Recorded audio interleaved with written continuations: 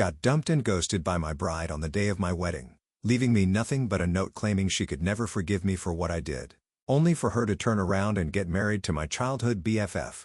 Today, 8 years later, she's at my door begging me to uproot my entire life and give her another chance because she just found out her marriage was built on lies and deception. 8 years ago, I was supposed to marry Naomi. She wasn't just my fiancée, she was my best friend, my partner, the person I thought I'd spend the rest of my life with. We had been together since college, 5 years of memories filled with late-night talks, road trips, and planning for the future. Everything felt solid, like we were meant to be. We weren't just another couple. We were the couple, the one everyone looked at and said, "They're going to make it." And I believe that too. I proposed during a trip to Yellowstone, her dream vacation spot. She had always talked about how much she wanted to see the geysers, hike the trails, and just experience the beauty of it all. So I planned everything out, waited for the perfect moment, and asked her to marry me. She didn't hesitate for even a second. She said yes, threw her arms around me, and for a moment it felt like we were in some kind of fairy tale. Everything about it was perfect. The year that followed was full of excitement, choosing a venue, cake tastings, dress shopping. Well, she did that part, obviously, and getting our families together. My parents adored Naomi, and her family had always treated me like one of their own. It felt like the whole world was on our side, cheering us on as we got closer to our big day. There was never a single doubt in my mind that we were doing the right thing. This wasn't just love. This was a future, a life we were building together.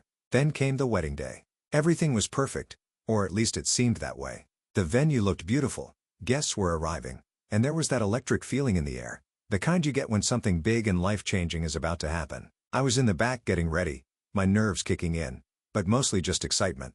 I couldn't wait to see her walking down that aisle. Then my sister burst into the room. She looked pale, like she'd just seen a ghost. She was holding something, a piece of paper. My stomach dropped before she even said a word. Naomi was gone. She had left before dawn. Her dress was still there, perfectly untouched. Her ring was sitting on the table, and the only thing she left behind was a short note, just a few sentences, but enough to completely destroy me. It said she couldn't forgive me for what I did, and I knew exactly what she was talking about. Except I didn't. I had no idea what she meant. My mind was racing, trying to make sense of it, trying to figure out what the hell she was talking about. I hadn't cheated. I hadn't lied. I hadn't done anything that could possibly justify her walking away like this. I read that note over and over, trying to find some hidden meaning, some clue, but nothing clicked. Nobody knew where she was. She wasn't answering her phone. She wasn't at her apartment. It was like she had just vanished. The hours that followed were a nightmare. I had to cancel everything, call vendors, tell guests that there wasn't going to be a wedding, stand in front of people who had flown in from across the country, and admit that I had no idea why the woman I loved had just disappeared. And the worst part, I couldn't even explain what had happened because I didn't know. Her family either had no idea what was going on or just weren't telling me anything. I was completely in the dark. For weeks after the wedding disaster, I tried everything to reach Naomi. I called, texted, emailed. Nothing. She had completely cut me off, like I've never even existed. It was like trying to talk to a ghost. She had blocked my number, unfriended me on social media, and ignored every attempt I made to get some kind of explanation. The silence was suffocating. And just like that, everything we had, the 5 years, the love, the plans, the future, were gone. Then about 2 months later, I finally got some news through a mutual friend. Naomi had moved to Seattle. At first, I thought, okay, maybe she just needed space. Maybe she was overwhelmed, needed time to sort things out. Part of me even considered flying there to talk to her, to get some closure, to finally understand why. But then came the gut punch. She wasn't alone. She was dating Matthew, and Matthew wasn't just some guy. He was my childhood best friend. We had grown up together, gone to the same schools, and even ended up at the same college. We were practically brothers. He had been my best man, or at least he was supposed to be. The funny thing was, he hadn't shown up on my wedding day. That morning, he called me and said he was sick and couldn't make it. At the time, I believed him. Why wouldn't I? He was my best friend. I didn't even question it. 6 months after Naomi left me, she married him in Seattle. I didn't hear it from her. I didn't hear it from him. Of course not. I found out by accident when a mutual friend posted their wedding photos on Facebook, and I saw them. There she was in a simple white dress, smiling, standing next to him. I can't even explain what that felt like. It was beyond heartbreak. It was betrayal. I mean, I knew she left me, but to find out she married him, the one guy I trusted more than anyone, that was a punch in the gut. I didn't see it coming. I didn't say anything to them. I didn't even want to. Instead, I went straight to my social media and deleted everything. Facebook, Instagram, everything. I changed my phone number and stopped talking to anyone from that part of my life. I couldn't take it anymore. The reminders, the whispers, the pitying looks, it was too much. I just needed to vanish for a while. So I threw myself into work. I'm a software engineer, and if there's one thing I can control, it's my career. I worked long hours, took on every project I could and kept moving up. I got promoted a few times, and eventually, me and some friends started our own tech consulting company. It was honestly the best thing I could have done. Our business grew fast, and for the first time in ages, I felt like I was in charge of something again. By 2019, I'd had enough of the old life. I packed up everything and moved to Austin. A new city, new people, and most importantly, no one from my past around to remind me of what happened. I bought a house, made some awesome friends, and even adopted a golden retriever, Max. Things slowly started to feel right again. Therapy helped too, but I'm not going to pretend it was easy. Trusting people again wasn't something that happened overnight. Dating? Forget it. I kept things casual because, honestly, after what happened, I wasn't ready to let anyone in. The scars from that betrayal don't just fade away. But despite all of it, I built a life that I'm proud of. It's not the life I expected when I was 30, waiting for a bride who never showed. But it's a good life. And for a long time, that was enough. Until yesterday. I opened my front door, and there she was, Naomi. She looked exactly like she did back then, like she had stepped right out of her memory. The only difference were the tears streaming down her face. She was crying before she even said a word. She begged me to listen to her, told me she had just found out that her whole marriage was built on lies. According to her, Matthew had been manipulating her, twisting things around, and deliberately destroying us. She said he showed her fake screenshots of me cheating, made up entire conversations, and even created evidence that I had a secret family in another state. He went as far as editing photos to make it look like I was leading a double life. She only realized the truth when she found Matthew's old laptop while cleaning out their garage. She said the computer still worked, so she decided to snoop, and what she found turned everything upside down. There were folders filled with photoshopped images, fake email accounts, and so much proof that Matthew had gone way too far to make her believe I was the bad guy. Now she's divorcing him. And the first thing she did? Got on a plane and flew straight to Austin to find me. She wants me to forgive her, says she never stopped loving me, that she was just hurt and scared, that she made a terrible mistake, and that Matthew manipulated her when she was at her lowest. And honestly, I get it. I understand that she was deceived, that she truly believed I had betrayed her, but the thing is, she never came to me. She didn't come to the person she was supposed to marry and ask, "Hey, what's going on?" She didn't give me a chance to explain anything. She didn't trust me enough to have a conversation. Instead, she just walked away and left me standing there feeling humiliated in front of everyone I knew, and then she married him. She made her choice, and now 8 years later, she's asking me to undo all the work I've done to move on. She wants me to open the door I slammed shut and let her back in. I told her I needed time to think. She gave me the name of her hotel. She's staying in Austin for the week, hoping I'll agree to talk more. I haven't slept since she showed up. My mind is spinning, and I don't know what to do. Am I crazy for even thinking about hearing her out? Should I just tell her to leave and keep moving forward with my life?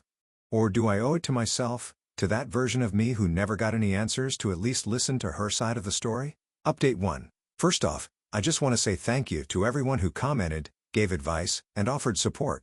I honestly didn't expect such a huge response, but reading through all of your perspectives really helped me sort through everything. After a lot of thinking and no sleep, I decided to meet with Naomi, but not alone. There was no way I was going into that conversation without some kind of backup. So I asked my sister to come with me. She's always had my back through everything. If anyone could help me keep my head straight, it was her. We met at a quiet coffee shop downtown, neutral ground, no emotional history tied to the place, no memories hanging over us.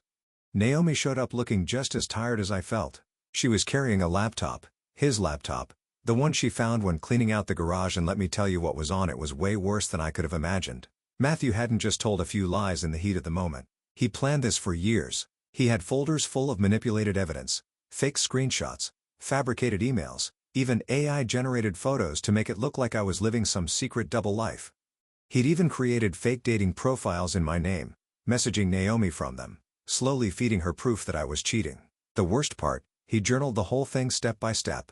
Reading those journal entries was brutal. Matthew had been playing the long game. He knew exactly how to push Naomi's buttons, how to make her doubt me without it being obvious.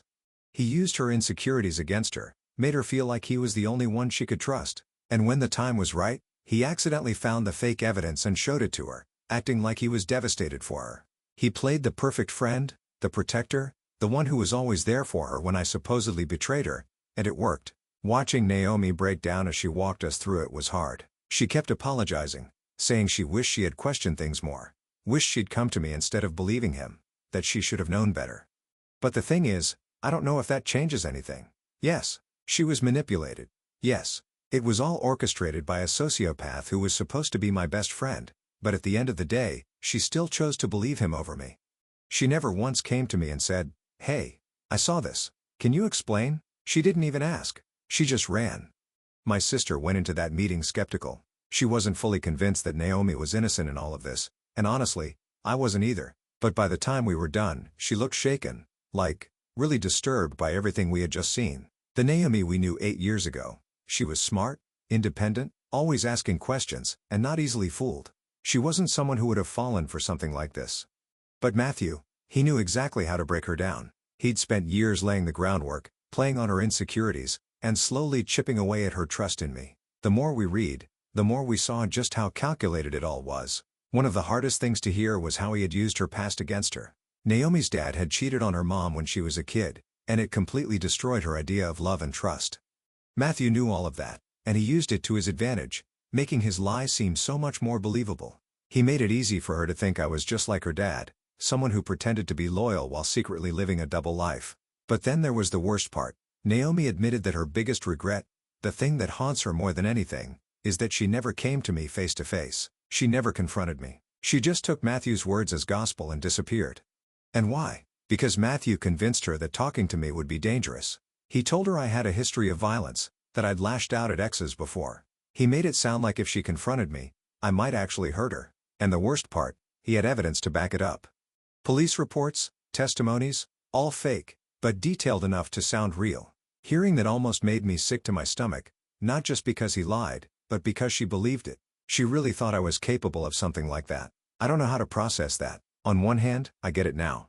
I understand she was manipulated and how she got caught up in a situation she never saw coming. But on the other hand, it still hurts, because even with all the lies, she didn't trust me enough to ask me. She didn't give me the chance to explain. She didn't give me the benefit of the doubt. She just ran.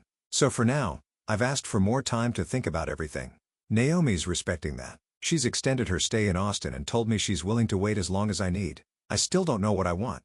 I don't know if I can ever look at her the same way again. But for the first time in 8 years, I finally have the truth, and I guess that's something. Update 2. After our meeting, I couldn't just leave things hanging like that. I needed to know more. So with Naomi's permission, I reached out to some mutual friends from Seattle, people who had been in her life these past 8 years. And, honestly, what they told me just filled in even more gaps I didn't even know were there. Turns out, Matthew's manipulation didn't stop after they got married. If anything, it only got worse. He isolated Naomi from almost all of her friends, slowly cutting her off from anyone who might make her question him. He controlled their finances, made every major decision for them, and continued twisting the truth just to keep his lies about me intact. It wasn't just about the past anymore. He was still working on making her think I was the bad guy even after all this time. Some of her friends admitted that they had suspicions over the years. They saw red flags, moments when Naomi seemed off or distant, but they didn't speak up. They didn't want to risk getting in the middle of whatever was going on. Matthew had gotten so controlling that no one felt like they could challenge him without facing some kind of fallout. But here's the part that hit me the hardest. One of Naomi's friends told me that 3 years ago, Naomi tried to contact me. She had started having doubts, small things that didn't make sense, inconsistencies in the stories Matthew had been feeding her, and in a rare moment of clarity, she reached out. She actually sent me a message. She wanted to talk to try to figure things out, but I never saw it because Matthew intercepted it. He saw the message before I even had a chance to read it, and instead of letting Naomi get the answer she was looking for, he convinced her that she was just being irrational, that she was overthinking everything, and he made her feel like reaching out to me was a betrayal of their marriage. He twisted things around and made her doubt herself all over again. That part really messed with me. For all these years, I thought Naomi had just moved on without looking back. I thought she'd never wondered about me, never second-guessed her decision, but that wasn't the case. She tried to reach out. She was starting to question things, but Matthew made sure she never got the chance to hear my side. He shut it down before it even started. It's a lot to take in. Every time I think I've wrapped my head around the situation, another layer gets peeled back, and I realize just how deep this whole thing went. I still don't know what to do with all this yet. I don't know if I should let it all sink in or if I need more time to really understand everything, but at least now I finally have the whole picture. All the pieces are in front of me, and for the first time, I can see the whole story for what it really was. Meanwhile, Matthew has been in full-on damage control mode. Apparently, he's been calling up mutual friends, trying to spin the whole situation in his favor. He's telling anyone who will listen that Naomi's having some sort of mental breakdown and making up crazy stories about him. Classic abuser behavior. Discredit the victim before they can tell the truth. He's trying to make Naomi look unstable, like everything she's saying is just some wild fantasy she's cooked up. He even tried to reach out to my sister. Big mistake. She blocked him the second she saw his name pop up on her phone. She wasn't having any of it. But here's the thing. This isn't just some messy breakup drama. What Matthew did is so much worse than just lying and manipulating. Naomi's had enough of it, and she's officially filed a police report against him. She's focusing on the identity theft and fraud stuff, what he did to both of us, and her lawyer seems to think there could actually be a criminal case because of how extensive the deception was. If they can prove there was financial misconduct on top of everything else, this could be way bigger than any of us expected. As for me, I'm still figuring out where I stand in all this. I don't know if I'll ever be able to forgive Naomi, but I do know that this situation isn't as simple as black and white. She was a victim too. It's hard for me to see that sometimes, but I can't ignore the fact that Matthew manipulated both of us. He used her in ways I can't even fully understand, and that doesn't excuse everything that happened, but it does make me think twice about her role in all of this. As much as I want to just shut the door on this whole thing and walk away, there's this part of me that feels like there's unfinished business here. Things that need to be said, conversations that need to happen. I can't just pretend like nothing happened and move on without understanding everything that went down. I need answers, and I need to get some closure for my own peace of mind. So I agreed to go to a therapy session with Naomi tomorrow. I won't lie, I'm nervous as hell. I don't know what I'm going to say or how I'm going to feel sitting across from her in that room. There's so much unresolved stuff between us, and, honestly, I'm not sure how I'll handle it. But I know one thing for sure, I can't keep avoiding it. I need to hear her side. I need to say my piece. I need to get it all out, whether that leads to forgiveness or just helps me let go of some of the anger and hurt, and then maybe I can finally figure out where I go from here. I don't know if that means opening up to her again or if it's just about moving forward on my own, but either way, I can't keep carrying this weight around without trying to find some kind of resolution. Update 3. Hey, guys, a lot has happened, and I just wanted to give you an update. A few days ago, Matthew somehow found out where Naomi was staying. She was staying with a friend and he decided to show up completely unannounced, and in true Matthew fashion, he immediately went into full-on manipulation mode. First, he tried crying. That didn't work. So he switched it up and started gaslighting Naomi. He told her she was overreacting and started twisting everything to make himself look like the victim. And when that didn't get him anywhere either, yep, you guessed it, he cried again. Classic move. He just wouldn't leave, kept banging on the door, shouting, refusing to go away. Naomi and her friend were starting to feel really unsafe, not knowing what he might do, so they called me. Now I know some of you might think I should have just stayed out of it, let them handle it. But, honestly, this wasn't about Naomi. This was about two women feeling scared and trapped in their own home. They didn't know how far Matthew might go, and I couldn't just stand by and do nothing while they were feeling that way. So, yeah, I went over there. When I got to the place, Matthew was still outside, still running his mouth like he has some kind of right to be there, and the moment he saw me, his whole attitude changed. Suddenly, I was the problem. He started yelling at me saying I was the reason everything went wrong. He kept saying that Naomi and he would have been fine if I hadn't come between them all those years ago. That was it for me. I couldn't keep my cool anymore.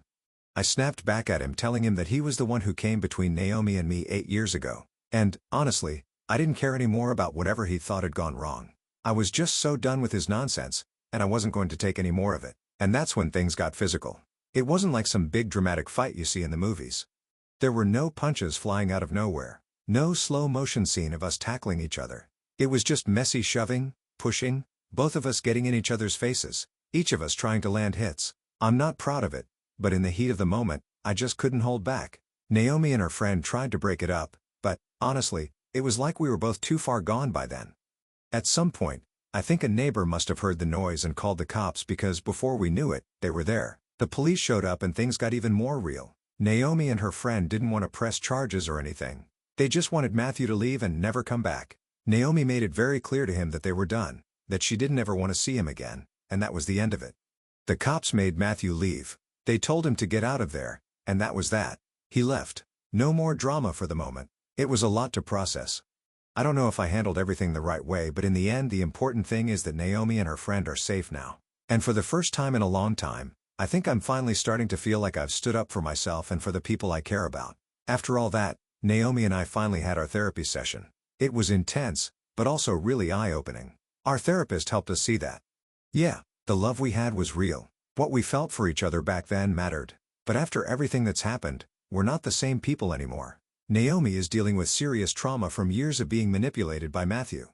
And me, I still have deep trust issues from being abandoned the way I was. We're both healing, but we're doing it separately. I don't know what the future holds, but for now, I know this. I'm finally starting to close the door on that chapter of my life. And honestly, it feels like a relief. After a lot of deep conversations and some serious soul-searching, Naomi and I have decided to start fresh, but not as a couple. Not as exes trying to fix what broke. Not as people clinging to the past. Just two people healing from the same trauma. Naomi has decided to stay in Austin while she goes through her divorce and deals with the legal mess Matthew left behind. She's already found an apartment and is settling in.